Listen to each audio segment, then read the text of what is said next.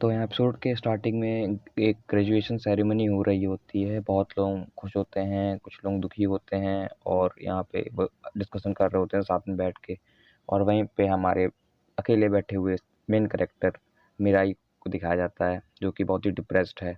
Next scene में दिखाया जाता है कि वो एक शॉपिंग मॉल में एंटर करता है मिराई, और वहाँ पे एक ब्रेड होती है, उस ब्रेड को उठाता है। एक प्रकार से वो उसे चोरी करता है। और यहाँ नेक्स्ट सीन पे वो एक बिल्डिंग के टॉप पे खड़ा होता है सुसाइड करने के लिए, और वहाँ से छलांग लगा देता है। और जब वो ये सोच रहा होता है कि वो नर्क पहुंचा या स्वर्ग पहुंचा, उतनी देर में उसकी आँख खुलती है और वो देखता है कि वो नीचे गिरा ही नहीं है, उसे एक एंजल ने पकड़ लिया होता है। वो उससे बोल रहा होता है मुझे छोड़ दो, मुझे सुसाइड करने दो, लेकिन वो उससे बोलती है कि नहीं, मैं तुम्हें ऐसा नहीं करने दूंगी।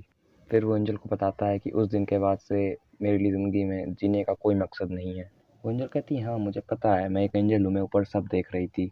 तुम इसी बात से अपसेट हो ना कि तुम्हारी फैमिली नहीं है तुम्हारे साथ, और तुम अपने अंकल आंटी के साथ रहा करते थे जो कि तुम्हें बहुत परेशान करते थे, और इसी वजह से तुम जिंदा भी रहना चाहते हो। फिर वो एंजल उसको एक बिल्डिंग के टॉप पे ले जाती है और बोलती है अगर तुम्हें ज़िंदगी जीने का मकसद चाहिए तो मैं तुम्हें दूंगी, मैं तुम्हें आज़ादी दूंगी।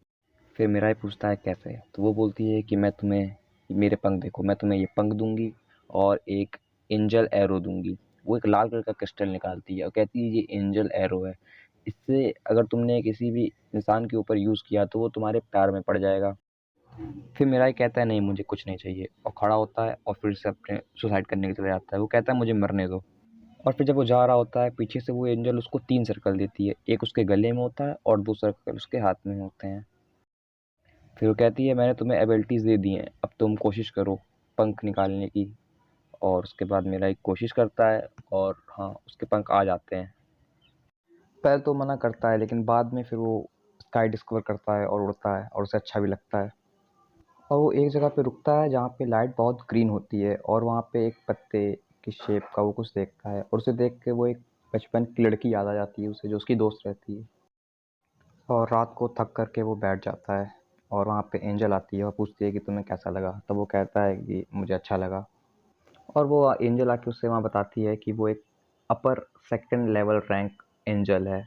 और वो ये भी बोलती है कि दुनिया में एंजल्स होते हैं, डेविल्स नहीं होते हैं। डेविल्स जो होते हैं वो इंसान के दिल में होते हैं, बाहर नहीं। और ये सुन के मेरा वो ब्रेड चोरी करने वाले सीन को याद कर रहा होता है। और वो कहती है कि वो डेविल तुम्हारे अंकल आंटी के अंदर भी थे जिन्होंने तुम्हारे पेरेंट्स को मारा हुआ है। ये चीज़ सुन के मेरा शॉक हो जाता है, बोलता है क्या उन्होंने मेरे पेरेंट्स को मारा है? तब वो एंजल बताती है हाँ मैं एंजल हूँ, मैं सब जानती हूँ, मैंने सब देखा है, उन्होंने ही उनको मारा और इसे एक एक्सीडेंट के तरीके दिखाया। और अगर तुम मेरी बात पे विश्वास नहीं करते हो तो तुम जाके उनसे पूछ सकते हो by using the red arrow. ठीक है, फिर मेरा यहाँ अपने घर पहुँचता है आंटी के, जहाँ पे आंटी सिगरेट पी रही होती हैं और उनकी जो लाइटर होती है ख़त्म हो जाती है। और वो मेरा ही वहाँ आता है, उसके बाद पूछता है मुझे आपसे कुछ पूछना है। उसकी आंटी पूरी बात काटते हुए बोलती है कि वो सब छोड़ो, तुम पहले मेरे लिए सिगरेट लेके आओ। फिर वो थोड़ा स्ट्रांग होता है, बोलता है कि क्या तुम ही ने मेरे पेरेंट्स को मारा है? तो वो सुन के शॉक हो जाती है कि क्या बोल रहा है।